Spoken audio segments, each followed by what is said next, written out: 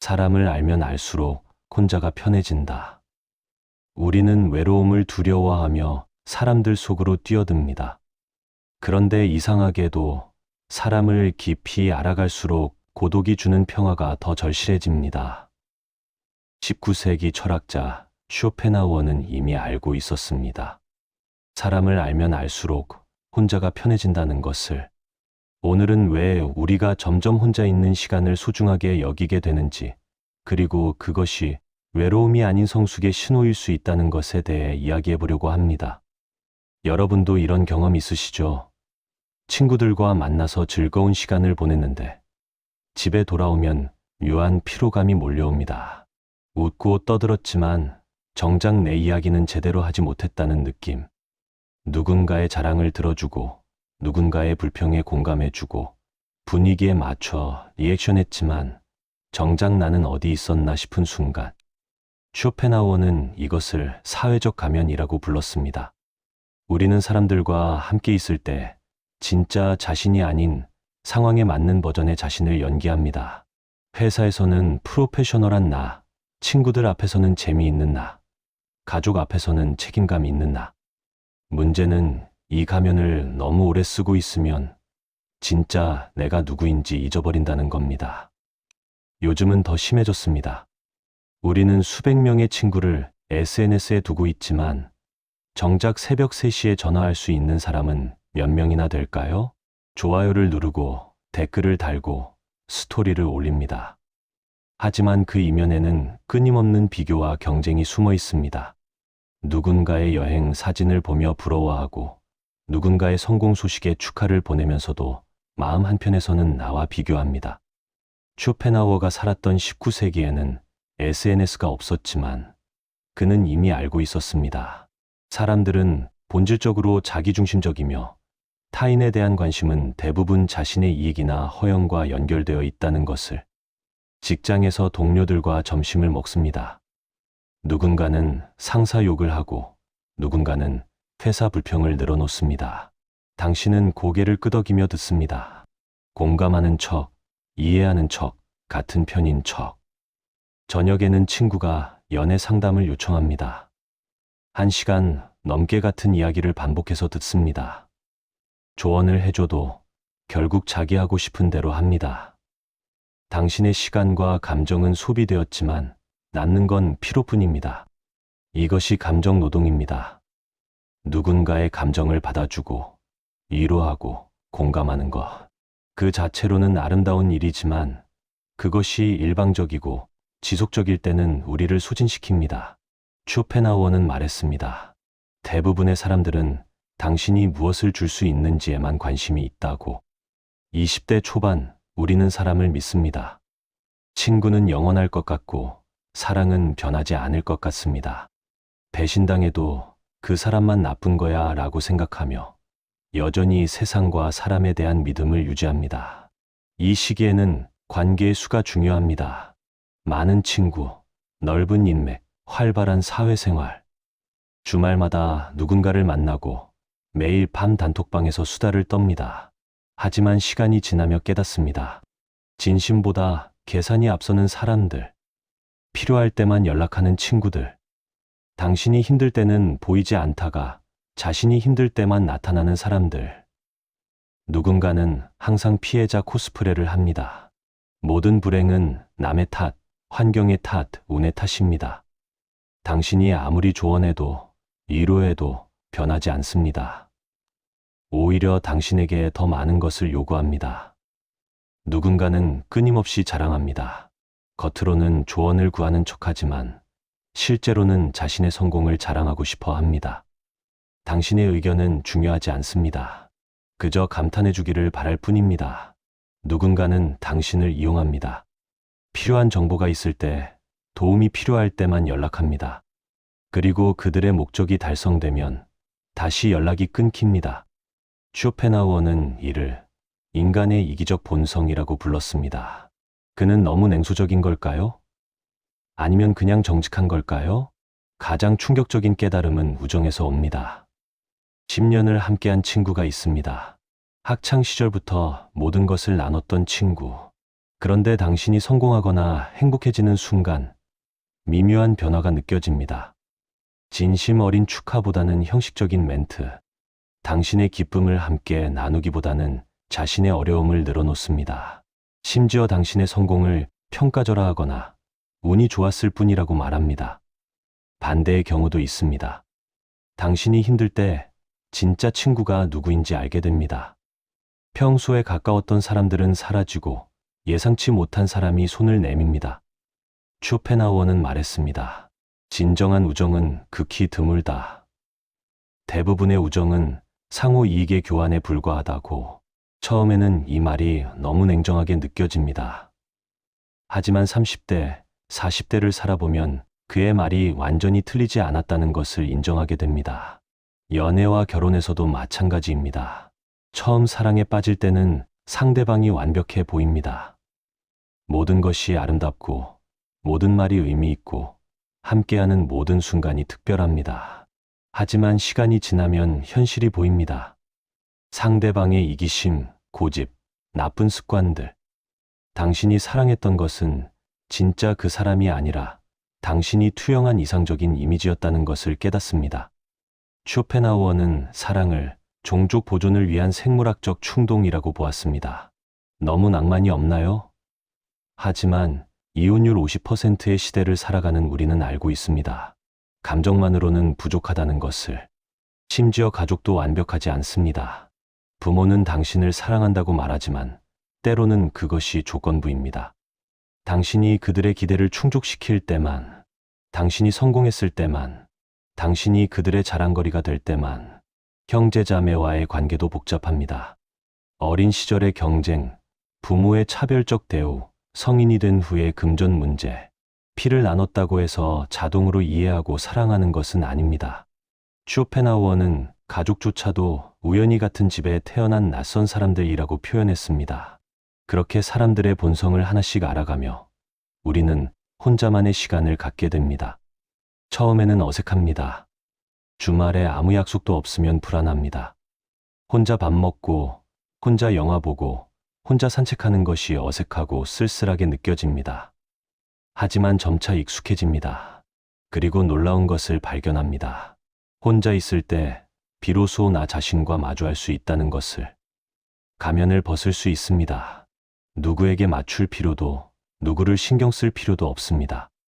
내가 진짜 좋아하는 것이 무엇인지, 내가 진짜 원하는 것이 무엇인지 알아갈 수 있습니다. 쇼펜하우어는 말했습니다. 혼자 있을 수 있는 능력은 위대한 정신의 표시다라고. 사람들은 혼자 있는 사람을 불쌍하게 여깁니다. 친구가 없나, 외로우면 어떡하나 걱정합니다. 하지만 진짜 외로운 사람은 따로 있습니다. 항상 누군가와 함께 있어야만 하는 사람. 혼자 있으면 견딜 수 없어서 끊임없이 약속을 만들고 사람을 찾는 사람. 그들은 자신의 내면이 텅 비어 있기 때문에 타인으로 그 공허함을 채우려고 합니다. 하지만 아무리 많은 사람을 만나도 그 공허함은 채워지지 않습니다. 반면 내면이 풍요로운 사람은 혼자 있어도 지루하지 않습니다. 책을 읽고, 음악을 듣고, 생각에 잠기고, 창작하고, 배웁니다. 자신과의 대화가 타인과의 대화만큼 혹은 그보다 더 풍요롭습니다. 쇼펜하우어는 이렇게 말했습니다. 사람의 행복은 그가 무엇을 소유했느냐가 아니라 그가 무엇인가에 달려있다고. 고독의 가치를 아는 사람은 사회생활을 포기하지 않습니다. 대신 선택적이 됩니다. 모든 모임에 참석하지 않습니다. 형식적인 만남, 피곤한 사람들, 의미 없는 수다를 거릅니다. 대신 진짜 의미 있는 만남에만 시간과 에너지를 씁니다. 100명의 지인보다 3명의 진짜 친구. 매일의 피상적 대화보다 한 달에 한 번의 깊은 대화. 양보다 질을 선택합니다. 그리고 놀랍게도 이렇게 살기 시작하면 오히려 관계의 질이 높아집니다. 억지로 만나지 않으니 만났을 때 더 진심이 됩니다. 형식적 관계가 사라지니 진짜 관계가 드러납니다. 혼자 있는 시간이 많아지면 자신과 화해하게 됩니다. 타인의 평가에 덜 흔들립니다. 누군가 나를 싫어해도 괜찮습니다. 모든 사람에게 좋은 사람일 필요가 없다는 것을 압니다. 자신의 약점도 받아들입니다. 완벽하지 않아도 괜찮습니다. 나는 나대로 충분하다는 것을 압니다. 쇼펜하우어는 말했습니다. 자기 자신에게 만족하는 사람은 다른 어떤 것도 필요로 하지 않는다고. 혼자 있는 시간이 많아지면 자신과 화해하게 됩니다. 타인의 평가에 덜 흔들립니다. 누군가 나를 싫어해도 괜찮습니다. 모든 사람에게 좋은 사람일 필요가 없다는 것을 압니다. 자신의 약점도 받아들입니다. 완벽하지 않아도 괜찮습니다. 나는 나대로 충분하다는 것을 압니다. 쇼펜하우어는 말했습니다. 자기 자신에게 만족하는 사람은 다른 어떤 것도 필요로 하지 않는다고. 혼자 있는 시간은 창조의 시간입니다. 역사상 위대한 예술가, 작가, 철학자, 과학자들은 대부분 고독을 사랑했습니다. 뉴턴, 아인슈타인, 니체, 프루스트, 반 고흐. 그들의 위대한 작품은 혼자만의 시간에서 탄생했습니다. 타인과의 교류는 소비입니다. 혼자만의 시간은 생산입니다. 당신도 경험해봤을 겁니다. 사람들과 시끄럽게 보낸 하루보다 혼자 조용히 보낸 하루가 더 의미 있게 느껴질 때가 있습니다. 쇼펜하우어의 말이 맞다고 해서 완전히 은둔자가 되어야 하는 것은 아닙니다. 쇼펜하우어 자신도 고슴도치 딜레마라는 우화를 들려줍니다. 추운 겨울, 고슴도치들은 따뜻함을 위해 서로 가까이 다가갑니다. 하지만 너무 가까우면 서로의 가시에 찔립니다. 그래서 적당한 거리를 유지하게 됩니다. 인간관계도 마찬가지입니다. 너무 가까우면 상처받고 너무 멀면 외롭습니다. 적당한 거리, 적당한 빈도, 적당한 깊이. 이것이 성숙한 관계입니다. 사람의 본성을 알고 기대치를 낮추면 오히려 진짜 연결이 가능해집니다. 상대방이 완벽하길 기대하지 않습니다. 항상 나를 이해해 주길 바라지 않습니다. 언제나 내 편이기를 요구하지 않습니다. 대신 불완전한 인간으로서 서로를 받아들입니다. 때로는 이기적이고, 때로는 실수하고, 때로는 상처 주는 존재로. 이런 현실적 기대는 실망을 줄여줍니다. 그리고 역설적으로 더 깊은 관계를 가능하게 합니다. 쇼펜하우어가 말하는 고독은 고립이 아닙니다. 외로움은 타인을 갈망하는 것입니다. 고독은 자신을 즐기는 것입니다. 외로운 사람은 누군가가 자신을 채워주기를 기다립니다. 고독한 사람은 스스로를 채웁니다.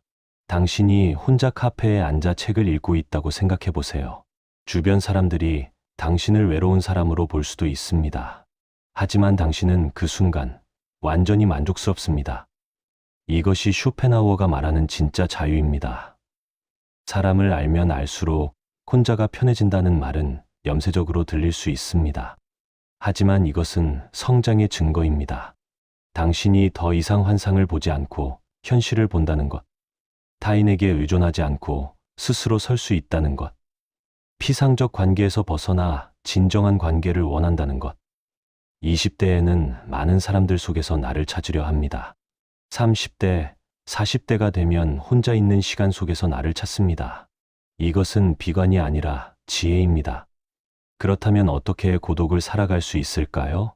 첫째, 혼자만의 루틴을 만드세요. 아침 산책, 주말의 독서 시간, 혼자 가는 카페. 혼자만의 시간을 습관으로 만들면 그것이 당신의 충전소가 됩니다. 둘째, 불필요한 관계를 정리하세요. 에너지를 빼앗아가는 사람, 일방적인 관계, 형식적인 만남, 용기 내어 거절하고 거리를 두세요. 죄책감 느낄 필요 없습니다. 셋째, 질 높은 취미를 가지세요. 혼자 즐길 수 있는 것. 책, 음악, 글쓰기, 그림, 운동. 당신의 내면을 풍요롭게 하는 것에 투자하세요. 넷째, SNS와 거리를 두세요. 끊임없는 비교와 경쟁에서 벗어나세요. 당신의 삶은 다른 사람에게 보여주기 위한 것이 아닙니다. 쇼펜하우어는 말년에 이렇게 말했습니다. 행복한 사람은 자신과 함께 있는 것을 즐기는 사람이다. 불행한 사람은 끊임없이 다른 사람을 필요로 하는 사람이다. 그는 평생 고독 속에서 살았습니다. 친구도 적었고 결혼도 하지 않았으며 세상과 불화했습니다. 하지만 그는 불행하지 않았습니다. 그는 자신의 처학을 썼고, 음악을 들었고, 산책을 했고, 자신의 강아지를 사랑했습니다. 그리고 인류에게 깊은 통찰을 남겼습니다.